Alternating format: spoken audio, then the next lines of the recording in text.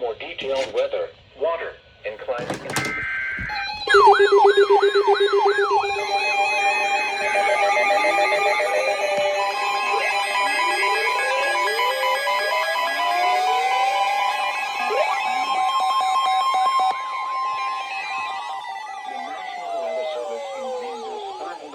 Issued a severe thunderstorm warning for Habersham County in northeastern Georgia until 6:15 p.m. Eastern Daylight Time.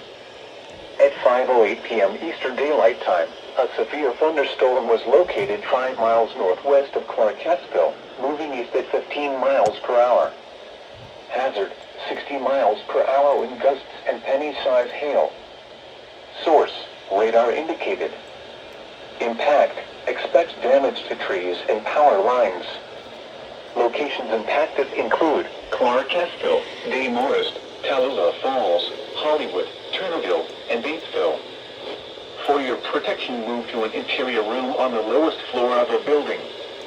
Please report damaging winds, hail, or flooding to the National Weather Service by calling toll-free 1-800-267-8101 or by posting on our Facebook page or post it to X using hashtag NWSGSP. Your message should describe the event and the specific location where it occurred.